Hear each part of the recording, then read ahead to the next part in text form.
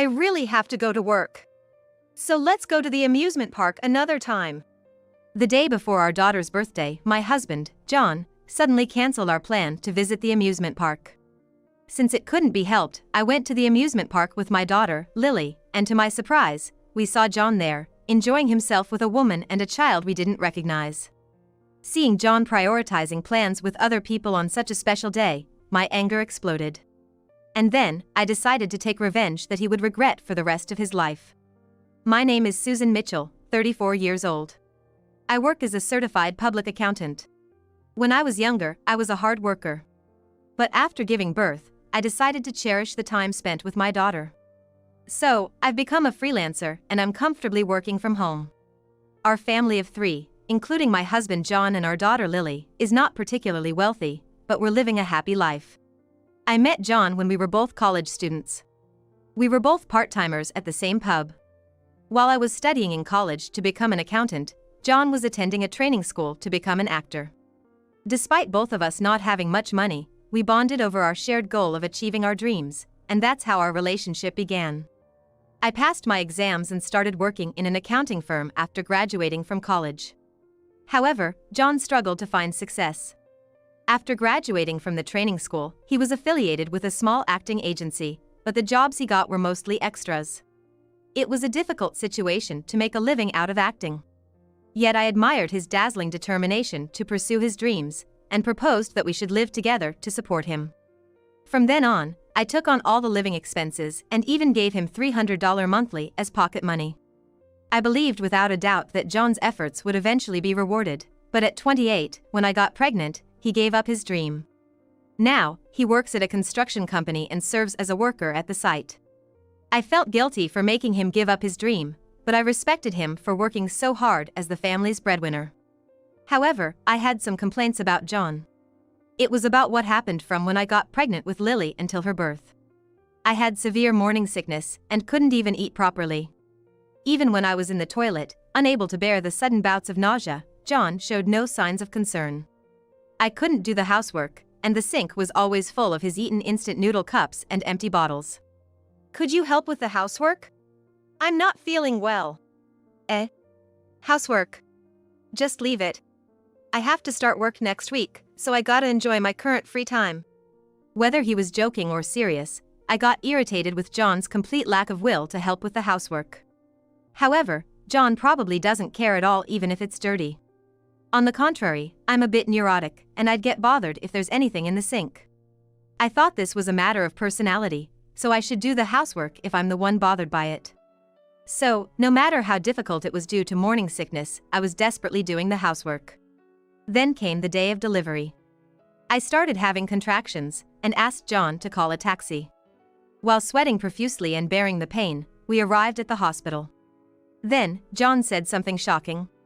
It's gonna take a while before the baby comes, right? It's boring waiting, so I'm gonna head home. Let me know when the baby is born. What are you saying? That's because the first delivery takes time, right? I can't do anything at the hospital, and I might be in the way, so I'm going home. Good luck. Looking forward to meeting the baby. He said it with an innocent smile, and I was at a loss for words. Despite me going through labor, which is a matter of life and death, John said he's going home without accompanying me during delivery. My anger boiled over at John's nonchalant attitude towards the delivery. I tried to retort, but John had already gone home, and I had to face the delivery with a frustrated feeling. And after enduring the long 12 hours of labor, when I finally gave birth to Lily, John was unreachable because he was asleep. When John arrived at the hospital the next day, he gave Lily a big hug and smiled with joy. Gosh, she's so adorable. Good job, Susan. Once you're discharged, let's go out to eat. Anger surged within me at John's carefree words. Does he not understand that it's not easy to go out with a tiny baby like Lily? And does he think he's showing sympathy by saying such light words like good job? Once the anger set in, everything John did began to irritate me. I didn't want to fight right after giving birth and I didn't have the energy left, so I had no choice but to stay silent. John may be unreliable and sloppy, but ever since he gave up his dream of becoming an actor, he's been working hard. Although his income is low, I honestly respect his dedication to sweating it out from early morning to late at night. I decided to show my appreciation by planning a birthday party for John with Lily. I wonder what Daddy would like. Fried chicken, perhaps? What should we get? Let's get a big cake. Yay! Lily wants a chocolate cake. This isn't your birthday, Lily. Hearing that, Lily broke into a fit of giggles. Now 5 years old, Lily has grown into a cheerful and lively child. She has large, adorable eyes just like John, and he's always saying that she could become an actress in the future. Lily, who's so cute, adores John and was looking forward to celebrating his birthday. And then came John's birthday. We had prepared a cake and a slightly more lavish meal than usual, but John didn't come home. In the evening, he sent me a text saying he was busy at work and would be late. Daddy's not coming home? I'm sorry, honey. He said he's working. So let's do the birthday party tomorrow. But it's Daddy's birthday today. I held Lily, who was on the verge of tears. It was unfortunate as she had been looking forward to it, but there was nothing we could do since it was work. After putting Lily to bed, I waited for John on the sofa. I was waiting in the living room, intending to tell him when he got home that Lily had been eagerly waiting to celebrate his birthday, but he didn't return until morning. Is work that busy? Huh? Oh, yeah, I guess so. When I called out to John as he arrived home, he responded in a surprised voice. Lily was waiting to celebrate your birthday. Really? I screwed up. Tell her I'll make it up to her by taking her to the amusement park next time. Saying that, John quickly left the house. Watching him leave for work without even having time to rest, a feeling of suspicion grew within me. If he really had been working until morning, it would be a clear violation of labor laws. Also, considering the overtime he claimed he had worked, John didn't seem tired at all, which made me suspicious, so I called his workplace. And then I found out that John had actually left work at the regular time. It wasn't as much of a shock as I thought it would be. I was just increasingly angry at John for taking Lily's feelings so lightly. He was probably cheating. There had always been a lot of women attracted to the good-looking John since we were dating. And John, seemingly happy to be fawned over, had cheated on me a few times. I had accepted it because we were young at the time, but I was appalled that he would still cheat even after turning 30. I wanted to confront him, but I had no evidence yet. Lily loves John. If she found out he was cheating, our happy family life would crumble. In the end, I swallowed my frustration and didn't confront John at the time. A year later, Lily turned 6. She was going to start elementary school the following year and had grown up quite a bit. Lily, who still adored John, said she wanted to go to the amusement park with him on his birthday. I got the day off, so I can play all day with Lily. Hooray! I'm gonna ride the roller coaster. That sounds great. Let's also ride the Ferris wheel. John and Lily were happily talking, and I too was looking forward to Lily's birthday. However, the day before Lily's birthday, John suddenly said he couldn't go to the amusement park. I have to instruct construction methods in developing countries for my company. The person in charge got sick, and now I have to go. So we'll go to the amusement park some other time. Why? You promised we'd go together. You're a liar, Dad. Lily started crying out loud. Looking at Lily, John scratched his head in frustration. I can't help it, it's work. Stop being so selfish. The atmosphere froze as John, with a cold expression he'd never shown to Lily before, bluntly spoke. You don't have to be so harsh. Lily was really looking forward to it. Why are you talking like that? Holding Lily close while glaring at John, he uncomfortably shifted his gaze and left the living room. Lily, your dad has to work tomorrow, so how about you and I go to the amusement park together? Would you hate it if it's just you and Mom? I don't hate it. Then it's a date at the amusement park for the two of us. When I intentionally spoke brightly, Lily, whose eyes were red and swollen, softened her expression. After that, I booked tickets for the amusement park, and the next day, we left the house in matching dresses. I was irritated by John's selfish actions, but all I had in mind was to make Lily happy. Once we arrived at the amusement park and saw Lily's eyes shining, I felt relieved. As we enjoyed the amusement park, riding the roller coaster, the merry-go-round, and finally when we were on the Ferris wheel, Lily and I saw a shocking sight. Mom! It's really beautiful. Indeed. Look. You can see the ocean over there. That's true. Mom, isn't that Dad over there? Lily pointed down from the Ferris wheel. There stood John, lined up to ride the Ferris wheel. Next to John was a woman wearing a cap low over her eyes and sunglasses, and a girl a little older than Lily. The three of them were laughing happily and looked like a perfect family from afar.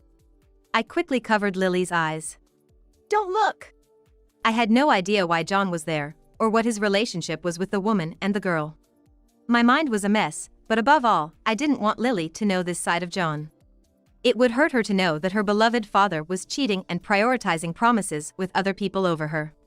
I didn't want to make her sad on her birthday. That man looks a lot like Dad.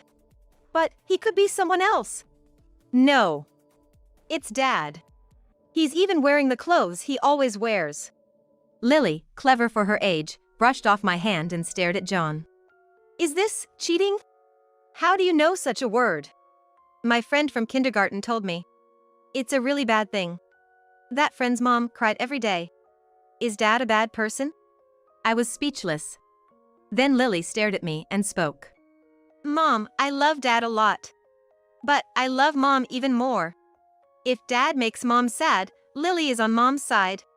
Lily. Tears spilled from my eyes at Lily's words. It was always painful dealing with John's infidelity, and each time it was a shock. But I couldn't show my weakness and had been pretending to be strong. However, after Lily spoke, I felt the pain in my heart and naturally started crying. All the while, Lily held me with her small hands. A few minutes later, after calming down, I looked at Lily's face. Lily, who was looking at me with a very worried expression, was a truly kind child. Anger exploded within me against John, who cancelled on Lily's birthday, my precious child, and cheated. Lily must also be very hurt now, though she's not showing it.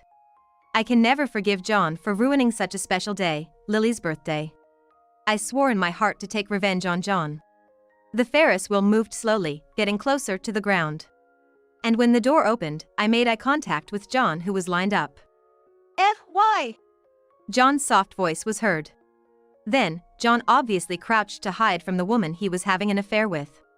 Walking towards the uncooperative John. John, good job on your overseas business trip. When I grabbed John's arm, he shivered. That's not a case of mistaken identity, is it? Of course not. You said you couldn't go to the amusement park today because it was Lily's birthday, but why are you here? And what's your relationship with those two? Upon hearing my words, the people lined up started to whisper.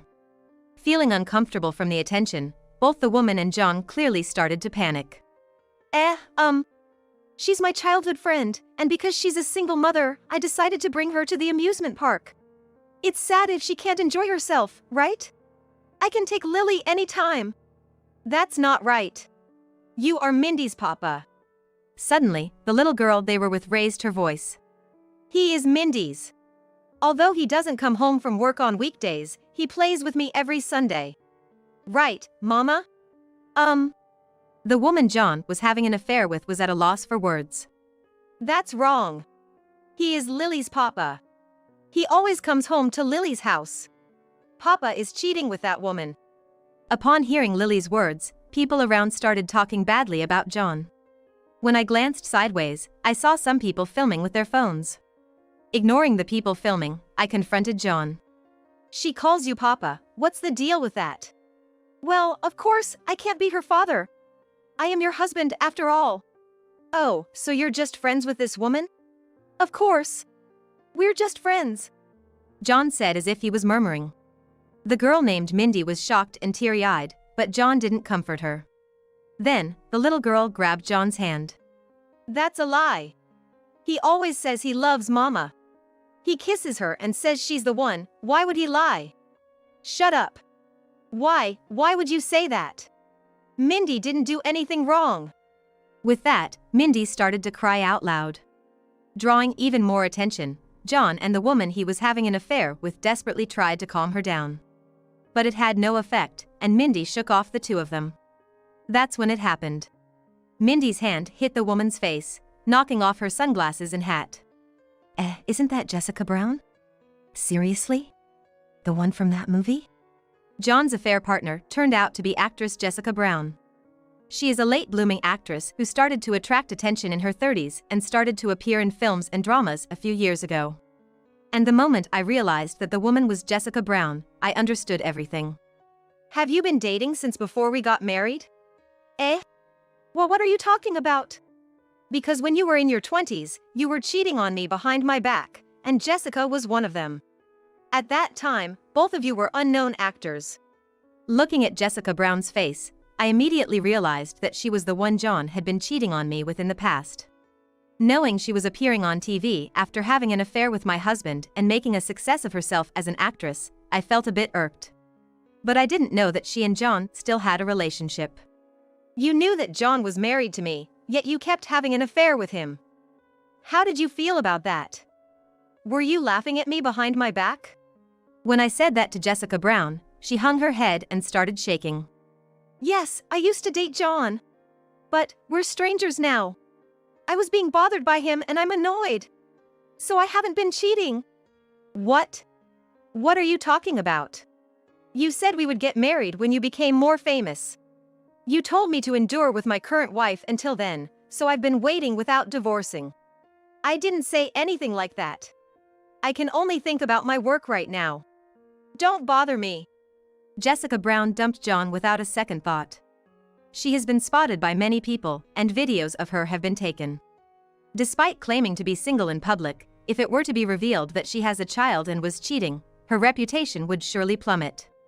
She denied the fact that she was cheating and claimed to be a victim being stalked, but people around her had seen her happily together with John before the trouble started. Her lies won't work. A large crowd formed around us, and everyone was criticizing Jessica and John in unison. John's face was pale as he kept his head down. John, I didn't know our marriage was such a burden to you. That's not true. You're the only one for me, Susan. You don't need to lie to yourself anymore. Should we get a divorce? John's eyes widened at my words and he lifted his face. Wait a minute. Divorce, that's not right. It would be unfair to Lily. You wouldn't want to be separated from Daddy, would you? John bent down and grabbed Lily's shoulder. Looking at John, who was begging her, Lily stared at him coldly. Lily won't be lonely. Even if Dad isn't around, Mom will take me to amusement parks and play a lot with me. And Mom doesn't lie like Dad. Is that true? Didn't you say you love me? Was that a lie? It wasn't a lie. But I don't like a dad who makes Mom sad. I like Mom more than Dad, so it's okay if only Mom is here. Looking at Lily, who was grinning and looking at me, I was about to cry again. I held back my tears and faced John. That's how it is, so it's not a problem even if you're not here, John. But isn't it tough being a single mother, financially? I've been earning more than you, haven't I? John bit his lip in frustration. As the awkward silence filled the air, the ringtone of a smartphone echoed. It seemed to be Jessica's phone, and she answered the call. After a brief conversation, her face started to turn pale. Wait, please! Please do something! Manager! Please! She cried into her phone, then slumped over, looking defeated. What happened? The video just now went viral on social media, and my planned appearances in movies and dramas have been cancelled. That can't be true. Jessica glared at me. It's all your fault. I was in a good position, and now all the hard work I've put in until now has been wasted. What are you going to do about it? As Jessica was about to hit me, the sound of smartphone camera shutters all rang out at once. Isn't it awful? Cheating, that's the worst. I used to like her, but now I'm disappointed. Go to hell. People who had been watching from a distance began to raise their voices against Jessica. Jessica was trembling, her teeth chattering in fear. I'm not in the wrong. It's not my fault. I won't have anything to do with John anymore, so please forgive me. Hey, wait. Do you not care about me? Of course not. I should have never gotten involved with you. Don't ever contact me again. Let's go, Mindy. Jessica took her daughter's hand and quickly left amidst the loud sound of smartphone camera shutters. Left behind, John was staring at Jessica, who had left with a pale face. His expression was still saying that he loved her. You can wallow in your sentimentality, But have you forgotten about us? That's not true. I'm sorry, Lily. You guys are the most important to me. As if we can believe that? If you're going to act, at least do it better. And don't come back home, we're getting a divorce. What? Why? It's my house too, isn't it? I sighed at John's genuinely surprised words. That apartment is under my name. I'm paying for everything, the rent and utilities, to support you, John, because you don't have any money. I've been the one paying the rent all this time, so it's mine. What do I do then, Susan? That's not my problem to solve. But be prepared, I'm going to demand child support. Child support? I can't afford to pay that. You know how much I make, Susan. You're the one who's earning money here, you don't need child support. I lost my patience as John started making a fuss. Stop it. Lily is your daughter. You have a responsibility to raise her. Since you're not taking care of her, at least pay the money. Hearing this, John lowered his brows and wore a pitiful expression. But I need to pay for the apartment, and if I also pay for the gas and water, I will run out of money, and getting a new job is just too exhausting. Can't we pretend the divorce didn't happen? John pleaded with upturned eyes. In the past, I would have indulged John's pleas, sighing but ultimately letting him have his way. I used to think his incompetence was endearing because I loved him. But now, there's no love left for John. Even his upturned eyes begging for indulgence only irk me. Don't be ridiculous. You can't pretend it didn't happen after hurting Lily. I can't trust you anymore, John, so don't contact me. I don't like you anymore, so don't talk to me. When Lily said this, applause broke out from the surrounding crowd. Well said. Such bravery for a young girl. Go on. Tell him more. The heckling from the crowd lifted my spirits slightly. Ignoring John's attempts to apologize, I left the amusement park with Lily. All that remained was John, kneeling on the ground, utterly stunned. Afterwards, John was fired from his job. The scandal became a hot topic on social media, revealing John's face, name, and workplace. His company received numerous complaints, disrupting their work, so they decided to let John go. Having lost both his job and home, I heard John has fallen into a depressive state. When I happened to see him at the supermarket, he looked nothing like his old self, disheveled with a full beard and long hair, wearing tattered clothes. I pity him, but I have no intention of stopping the demand for child support. I expect he'll stop making the monthly payments eventually, so I plan to ask for a lump sum. Furthermore, Jessica also received public backlash and has since disappeared from television. She is reportedly being badmouthed by people around town whenever she steps out and is confined to her home. As for me, I started a new life with Lily and we're managing just fine without John. I thought Lily would be devastated, but she seems to be doing better than expected, attending school cheerfully every day. Sometimes, she gets teased for not having a father around, but she doesn't seem to mind. It's better not to have a dad like that, she would say, showing a maturity beyond her years that makes me laugh. To me, Lily is more precious than my own life. I vowed to do my best as a mother to ensure she never has to feel sad again.